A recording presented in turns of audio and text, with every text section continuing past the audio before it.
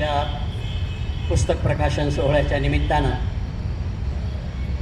जमलेले व्यासपीठावरील माझे अत्यंत जवळचे मित्र प्राध्यापक रवींद्र इगळे सावळेकर, माझे अत्यंत जवळचे आणि ज्यांच्यावर खरं मनापासून मी प्रेम केलं आहे ते रणजित राजपूत, गणेश देशमुख सर, आणि या कार्यक्रमाला खरं म्हणजे राजकारणात आणि या नोकरी पेशात असूनसुद्धा आपला वेगळा ठसा ज्यांनी पाडला आहे ते दांडगे साहेब, आणि या लेखकाचे, या पुस्तकाचे लेखक गणेशदादा, समोर बसलेले सगळे माझे सगळे परिचित माता बंधू भगिनी, तुमच्या सगळ्यांच्या चरणी साष्टांग दंडवत करतो.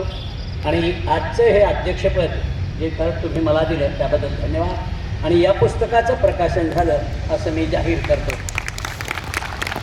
कारण काय आहे, या पुस्तकाच्या संदर्भात खरं म्हणजे हे अत्यंत महत्त्वाचं पुस्तक आहे. अनेक पुस्तकं आपण पाहतो, कथा, कादंबऱ्या वगैरे, हे आत्मचरित्र आहे. आणि या आत्मचरित्रामध्ये या माणसानं आपलं सगळं काळीचंच समाजासमोर उघडं करून दाखवलेलं आहे. कारण एका चांगल्या कुटुंबात जन्माला आलेला गणेश, सॉरी चांगल्या एका कुटुंबामध्ये जन्माला आलेले गणेश पुढे एक चांगला मोठा आदर्श असा भाऊ कुटुंबामध्ये, आई आनंदमार्गी, जी अत्यंत धार्मिक, भक्त, पूजा अर्चा करणारी, व्रतवैकल्य करणारी आई, गावसुद्धा जे गुलाबबाबाच्या नावानं प्रसिद्ध आहे असं टाकरखेड, अमरावती जिल्ह्यातलं.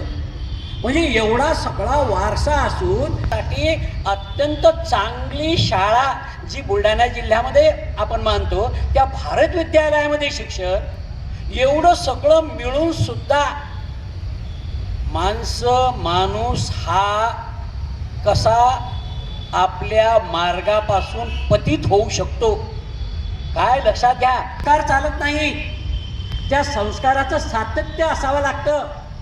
कारण गणेश यांच्या चरित्राकडे जर तुम्ही पाहिलं ना, तो एक आदर्श माणूस, तसा शाळेतला आदर्श विद्यार्थी, त्या शाळेमध्ये गेम्समध्ये स्पोर्ट्समध्ये असणारं एक अत्यंत चांगलं व्यक्तिमत्व.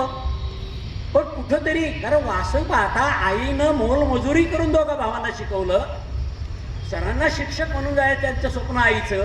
एवढे कष्ट करणारी, काबाड कष्ट करणारी आमची ग्रामीण भागातली आमची आई, गावाचं शिक्षक गावाचं एक स्वप्न उराशिवा लागलं.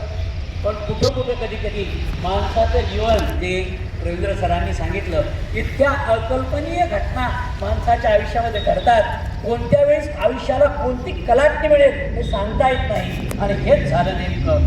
कारण कुठंतरी वाचून पाहता यांच्यावर या सगळ्या याचा विळखा बसला, गर्दीत सगळे अडकल्या गेले. आणि आज नुसते गणेश भाऊ तुम्ही नाही, आज आपला देश व्यसनाधीन झाला आहे. आज आपल्या देशाला खऱ्या अर्थानं कशाची गरज असेल ना, तर या व्यसनाधीनतेपासून वाचवण्याची. अरे जो पंजाब आध्यात्मिक क्षेत्राचा वसा आहे, जो शूरवीरांचा प्रदेश होता, जो कष्टकऱ्यांचा प्रदेश आहे, आज तो उलटा पंजाब म्हणून भारतामध्ये दिलेला आहे. इथली सगळीच्या सगळी तरुणाई ही अत्यंत व्यसनांच्या आधारे गेलेली आहे. आपल्या बुलढाणा जिल्ह्यात आपण त्या मानानं भाग्यवान आहोत. आपल्याला फक्त दारू, आणखी सिगरेट, तंबाखू इतकंच माहिती आहे. इतके व्यसनांचे हजारो प्रकार आलेले आहेत. आता हजारो. काल परवा टीव्हीवर पाहिलं की आता एक व्यसन आलं कोणतं, ते एका जागी उभं राहतं, असं आडवत उभं राहिलं दिवसभर रात्रभर. काय झोंबी ड्रग्स. इतका वेगळ्या विख्यात आपला देश आहे. आज सगळ्यांनी मी कृपया हात जोडून तुम्हाला विनंती करतो, आपला परिसर स्वच्छ करा, आपलं कुटुंब स्वच्छ ठेवा, आपापल्या मुलांवर मुलींवर नेहमी दक्ष आणि लक्ष ठेवा. हे पहा, कोणाची मुलं वाईट नसतात, कोणाची मुलगी आणि मुलं वाईट नसतात. कोण्याही मुलीला वाटत नाही, मुलाला वाटत नाही की माझ्या मुळं माझ्या वडिलांच्या आई वडिलांच्या डोळ्यात पाणी येईल. हे वाईट नसतात. पण वय वाईट असतं, तरुणाई वाईट असते. भल्या संगतीमुळं भले इथं जाऊन सामान्य माणसे बहकतात, बळकून जातात, पतित होतात. भले लोक पाहिलेत आपण. आध्यात्मिक क्षेत्रामध्ये मोठमोठाले लाखो करोडो असणाऱ्या संत सुद्धा पतित होऊन जेलमध्ये. लक्षात घ्या, जीवन असं सांभाळावं लागतं. आपली आई, मला आठवतं माझी आई मारुतीच्या किंवा त्या देवीच्या मंदिरामध्ये दिवा घेऊन जायची संध्याकाळी, तर ती पदर घेऊन असा आडवा लावून जायची. इतकं स्वतःला त्या वाऱ्यापासून जतन करावं लागतं, व्यसनापासून असं आयुष्य सांभाळावं लागतं, पदोपदी सांभाळावं लागतं. एक क्षण येतो माणसाच्या आयुष्यात आणि होत्याचं नव्हतं होतं बरं. एक क्षण काफी आहे. म्हणून गडकऱ्यांचे एकच प्याला काय आहे, एकच प्याला जो ज्याला नाकारता आला पहिला तोच याच्यापासून दूर राहू शकतो. आणि झालं काय, वास्तविक यांच्यावर काही परिस्थितीचे आणि कौटुंबिक आणि आजूबाजूच्या समाजाचे संस्कार त्याला कारणीभूत ठरले. त्यांनी या पुस्तकात फार सुंदर झाले. प्रवृत्त करणाऱ्या झाल्या, त्या व्यसनाचं समर्थन करणाऱ्या घटना त्यांच्या आयुष्यात घडल्या. पहिली घटना काय, वडिलांना दमा होता आणि वडील खूप आजारी असायचे. ही अनेक रोगराईच्यावर उपाय केले डॉक्टरांचे, पण ते होत नाही. एक माणूस आला गावात, बरेच लोक शहाणे असतात, अनेक उपाय. आता तर तुम्ही कोणता रोग सांगा, फक्त तुम्ही 10 लिस्ट लोक सांगणारे येतात तुम्हाला. डॉक्टर दूरच राहिला, सगळे उपाय सांगतात तुम्हाला, आता हे करा. या माणसाच्या याच्यामध्ये असं सांगितलं त्या माणसानं वडिलांना येऊन की तुम्ही असं करा, तुम्ही दररोज थोडी थोडी औषध म्हणून दारू घ्यायचा. आणि झालं ना, घरी घरात सुरू झालं. तुम्हाला खोकल्याची उबळ आली, दमा आला, तो दारू द्यायची दररोज. एक संध्याकाळी ठरलं ते याच्यामध्ये घरात दारू.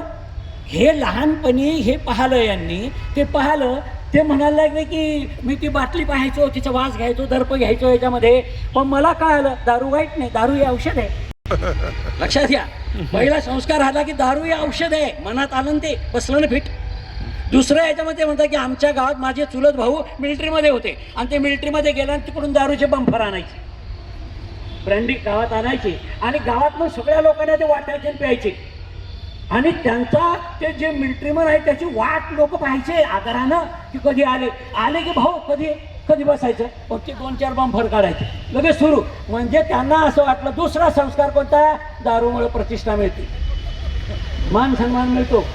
ते मिलिटरीतून आले भाऊ दादा घरी या ना, काहून, संध्याकाळची सोय म्हणून. लक्षात घ्या, हे असे संस्कार. आणि तिसरा टप्पा त्यांचा होता याच्यामधला की जो होता तो म्हणजे ते म्हणाले की आमच्या गावातला एक माणूस होता असा हडकुळा, पण तो गावात बाजाराला जायचा तालुक्याच्या गावाला, आणि घरी संध्याकाळी आला की तो इतक्या टुल घेऊन यायचा आणि बेशीमधून सगळ्या गावाला शिव्या देत जायचा. अशा प्रत्येक गावात एक आहे बरं, एक प्रत्येक गावात आहे, सगळ्या गावाला शिव्या द्यायच्या याच्यामध्ये. ते म्हणाले मला वाटलं की या माणसाला काय लोक घाबरतात, या माणसाला पाहणं एवढा हडकुळा असून एकाची ताकद नाही त्याला अडवायची. त्यामुळं दारूमुळे माणसाचं साहस वाढतं. तिसरा लक्षात घ्या, 3 संस्कार हे कुठेतरी बाल मनावर यांनी ते अनुभवले, ते त्यांना लक्ष नाही, पण ते त्यांच्या चित्तात मध्ये ते अडकले, स्थिर झाले चित्तात. आणि मग जेव्हा शिकायला गेले, जेव्हा पॉलिटेक्निक फायनलला होते, तेव्हा परीक्षेनंतर जो जल्लोष केला तरुणाईनं, पहिला स्पर्श, पहिला घोट हा बिअरच्या रूपानं हा खामगावमध्ये पहिला घेतला. आणि मग नोकरी लागली, मग तिथं तर मोकळंच राज्य होतं, कोणी टोकायला नव्हतं, कोणी काही करायला नव्हतं. तर तिचे या व्यसनांच्या पातळ्या आहेत आपल्या इकडे. एक आहे ग्रामीण भाग तर सगळा उद्ध्वस्त झाला आहे, किटला आहे या व्यसनांपायी. अनेक श्रीमंत घराण्यात भोत्याचे नव्हते झाले, वारे उदास झाले, पडले, ते बांधायला सुद्धा त्यांच्याजवळ काही राहिलं नाही. वडिलोपार्जित 100-100 एकराचे 10-10, 5-5 एकरावर आले. इतकी, आणि कशामुळं, फक्त या व्यसनाधीनतेमुळं गेलं, बरबाद झालंय सगळं ग्रामीण भाग. तुम्ही पाहा ना. आणि मग आपल्या आईवडिलांचा मान सन्मान आपल्याला आता मिळवता येत नाही, सगळं होतं ते आपण विकलं, मग दारू प्यायची, लोकांना स्थापना करायचा, तसं करता येत नाही ना. पूर्ण समाज एक बरबाद झाला ना. अशी एक पिढी ग्रामीण संस्कृती.